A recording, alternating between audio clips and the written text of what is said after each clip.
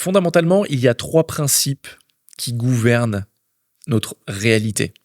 La manière dont on crée l'expérience quotidienne, notre expérience humaine.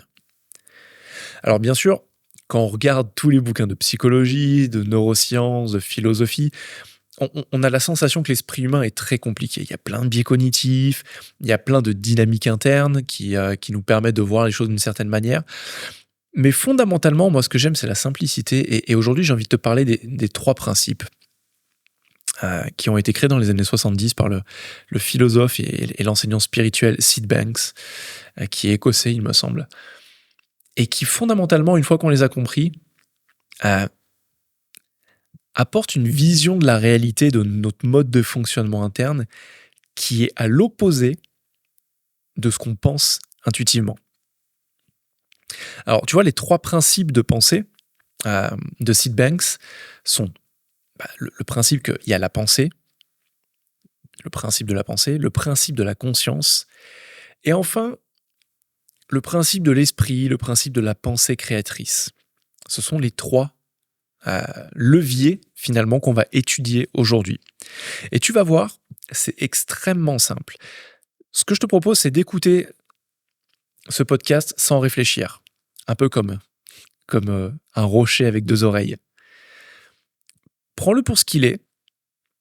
Ne le vois pas comme un hack, comme une astuce, comme un truc pour te simplifier la vie de manière automatique, mais plus comme quelque chose de fondamental. Comme si on allait aux racines de qui tu es, de comment tu te représentes la réalité. Parce que fondamentalement, c'est ce qu'on va faire aujourd'hui. Alors, le principe de la pensée, c'est le premier principe. Et le premier principe stipule que tout ce que nous expérimentons dans la vie provient de notre pensée. Nous sommes les créateurs de notre propre expérience, qu'elle soit positive ou qu'elle soit négative. Selon Sid Banks, notre état d'esprit, notre configuration d'esprit, comme je préfère le dire, comme ça c'est plus dynamique, c'est la source de tout ce que nous percevons, tout ce que nous ressentons et tout ce que nous croyons dans la vie. Des pensées, on en a énormément. Les événements extérieurs, on a souvent l'impression que ce sont eux qui créent notre réalité. Alors que dans cette idée, les événements extérieurs n'ont pas de pouvoir sur nous. C'est notre réaction à ces événements qui va déterminer notre expérience. Des pensées, on en a, comme je le disais, énormément. Et il faut les prendre pour ce qu'elles sont, des pensées. La manière dont on va percevoir les choses, dont on va les ressentir, ça va créer quelque chose en nous. Ça va créer une signification. Par exemple, si on a des pensées négatives, on va alors ressentir des émotions négatives et percevoir notre réalité de manière négative. À l'inverse, si on se met à penser positivement, on commence à avoir des pensées plus positives, comme quelque chose d'agréable qui nous est arrivé dans la vie, et ben on va commencer à ressentir des émotions plus positives et à percevoir notre réalité de manière plus positive. Ça, c'est le premier principe, le principe de la pensée. Le deuxième principe, c'est celui de la conscience. Et le deuxième principe, c'est que nous sommes conscients de nos pensées. La conscience, ou l'ouverture d'esprit, c'est la faculté de prendre conscience de soi et de son environnement. Nous sommes conscients de nos pensées et de nos expériences de vie, mais nous ne sommes pas, et c'est ça qui est hyper important, nous ne sommes pas nos pensées ni nos expériences. Nous sommes la conscience que nous avons de ça. Cela signifie qu'en fait, on a la capacité de prendre du recul par rapport à nos pensées et de les observer, au final, sans les juger. Le piège, c'est quand on se met à croire une certaine pensée et qu'on pense que cette pensée nous, définit une situation, définit notre vie. Quand on prend du recul par rapport à nos pensées et qu'on les observe sans les juger, on peut choisir comment réagir à nos pensées et à nos expériences, au lieu de simplement réagir de manière automatique. Le principe de la conscience, c'est cette ouverture d'esprit au monde. C'est ce qui nous permet de prendre conscience de nos propres pensées. Ce sont vraiment des choses différentes. La pensée, c'est une espèce d'énergie créatrice qui est là, qui est créée en continu.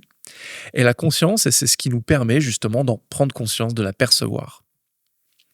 Enfin, le troisième principe que Sid Banks stipule dans ses recherches, c'est celui de la pensée créatrice. Et ce troisième principe, c'est que nous avons la capacité de changer nos pensées et de créer une nouvelle réalité en changeant nos pensées. En comprenant que nous sommes en fait les créateurs de nos propres expériences, on peut utiliser notre pouvoir de pensée pour créer une réalité plus positive et plus heureuse. On peut changer notre configuration d'esprit et notre perception de la vie pour finalement mieux vivre notre expérience. Cela ne veut pas dire qu'on peut tout contrôler dans la vie, et justement c'est tout le contraire, parce que vu qu'on n'est pas capable de contrôler nos pensées, on ne peut pas vraiment contrôler la manière dont on va percevoir le monde. En tout cas, pas de manière simple et pas de manière, on va dire, j'arrive pas à trouver le mot, pas de manière régulière. On peut pas tout contrôler dans la vie, mais par contre, ce qu'on peut faire, c'est développer ce pouvoir de choisir notre état d'esprit, de choisir notre configuration d'esprit et de réagir de manière plus positive aux événements de la vie. Alors, je peux te donner quelques exemples, ça va peut-être être plus clair pour toi. Le principe de la pensée. Imagine si tu es entrepreneur, que tu es en train de lancer un nouveau produit ou un nouveau service sur le marché.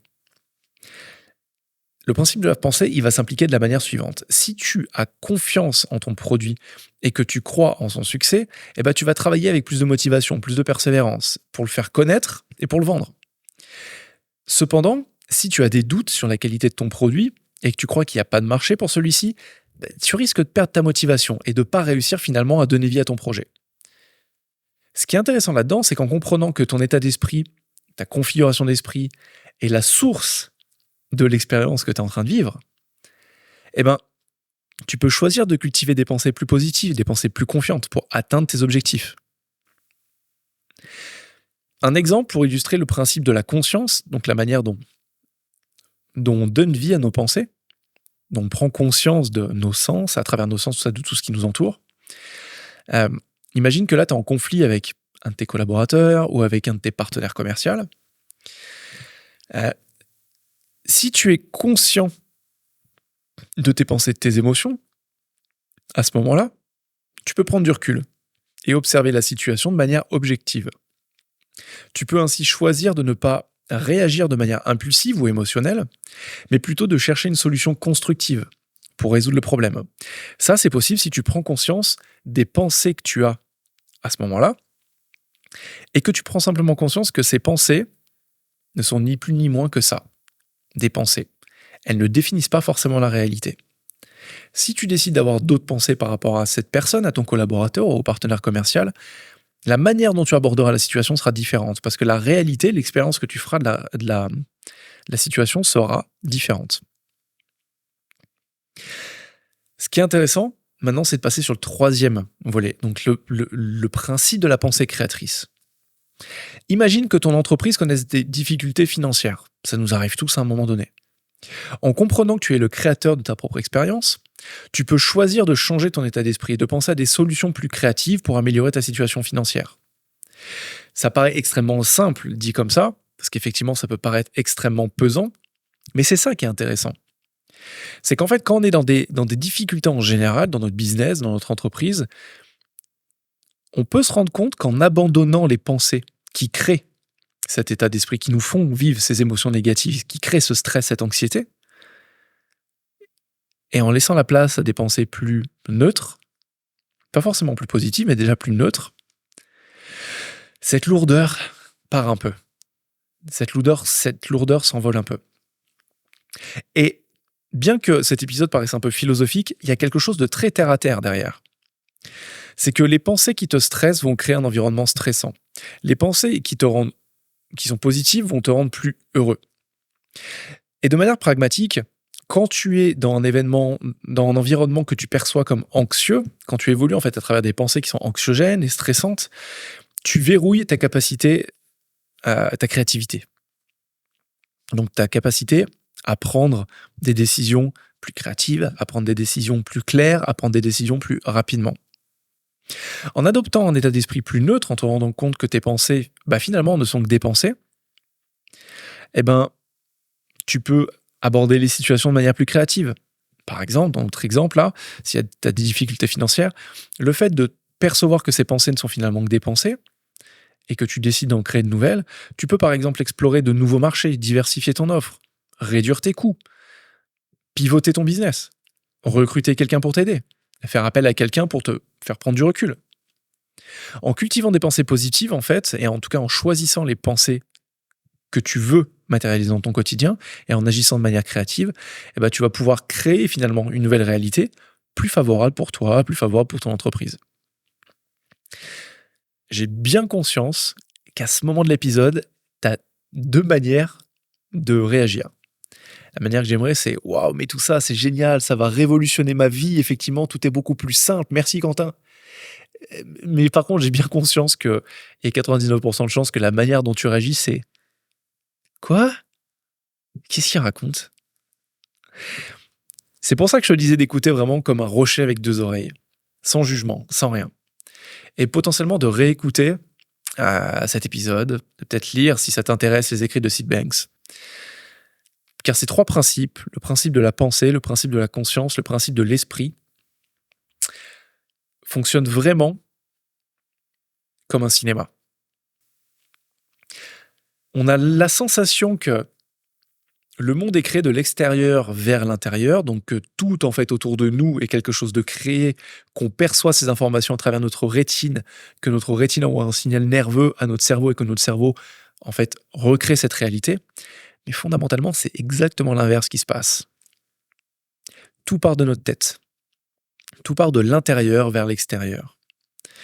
La manière dont on se sent à l'intérieur n'est pas un reflet de l'extérieur, c'est un reflet de ce qu'on pense. Et nos pensées, on en a entre 50 000 et 60 000 par jour. Et dans ces 50 000 et 60 000 pensées par jour qu'on a, il y en a 80%, je crois, ou 70, je ne sais plus, qui sont les mêmes, qui sont des pensées redondantes, des pensées récurrentes. Et ces pensées récurrentes, ce sont les plus importantes fondamentalement, parce que ce sont celles qui prennent beaucoup de place. Et donc ça veut dire que ce sont celles auxquelles on prête attention. Ce sont celles qui finalement vont définir le principe de conscience. On va avoir plus conscience de ces pensées que les autres, et ces pensées vont créer notre réalité. Si c'était une salle de cinéma, les pensées seraient le film. Ce serait l'histoire qu'on se raconte. La conscience, ce serait l'écran de cinéma. Mais pour que le film puisse prendre vie sur l'écran de cinéma, il faut qu'il y ait une énergie derrière. Et cette énergie, c'est la pensée créatrice, c'est l'esprit qui fondamentalement nous anime. L'esprit, c'est le projecteur qui va envoyer le film sur l'écran. Donc en fait, l'esprit, c'est celui qui va prendre les pensées et les projeter sur l'écran qui est le spectre de la conscience. Cet épisode, voilà, est un peu philosophique. C'est un principe que j'aime beaucoup présenter à mes clients parce que fondamentalement, quand on a, je vais pas dire compris, mais qu'on a intégré avec le temps ça, et qu'on comprend toutes les répercussions que ça a sur notre vie, on prend enfin la capacité de répondre aux événements de la vie et de créer la réalité dans laquelle on a envie d'évoluer plutôt que de réagir à tout ce qui nous entoure. En prenant conscience que les choses viennent de toi et se répercutent sur l'extérieur et pas l'inverse, que ce n'est pas le monde extérieur qui est impacté dans toi, qui te fait vivre des choses et ressentir des choses, tout est beaucoup plus simple. La nature de notre esprit, c'est la clarté. Et par exemple, si là je te tendais un bol d'eau vaseuse et que je te pose la question comment est-ce que tu fais pour rendre sa nature claire et transparente à cette eau, eh ben, j'aimerais que tu me répondes que le meilleur moyen, ce serait de poser ce bol et d'attendre que la vase tombe au fond. Parce que la nature intrinsèque de l'eau, c'est la clarté. Tout comme ton esprit. Voilà, un épisode qui change un peu de ceux d'habitude. J'espère que ça t'aura aiguillé, j'espère que ça t'aura aidé. N'hésite pas à le réécouter, à t'être reposé, parce que je sais qu'il y a beaucoup d'entrepreneurs qui écoutent ça quand ils sont en voiture. Mes clients écoutent mes podcasts en voiture. Mais écoute-le à tête reposée, pour bien t'imprégner de ces trois principes. Le principe de la pensée, le principe de la conscience, le principe de l'esprit, de la pensée créatrice. Parce qu'une fois que tu les auras compris, tu te permettras de les intégrer, de regarder ça au quotidien, de comprendre en quoi ça impacte ta vie. Et sincèrement, c'est le meilleur principe, la meilleure dynamique de croissance que je peux t'enseigner. Donc j'espère que ça t'aura été utile. N'hésite pas à le partager à une personne, comme d'habitude, si jamais ça t'intéresse. Si tu ne l'as pas encore fait, je te laisse noter ce podcast. Et puis, tu peux me retrouver sur les réseaux sociaux, tu peux me retrouver dans mon livre Devenez indéboulonnable, qui inclut aujourd'hui un programme intégré en ligne pour t'aider à passer à l'action. Dans tous les cas, tout est dans la description de ce podcast. Je te souhaite une très bonne journée. Je te dis à très vite. Ciao.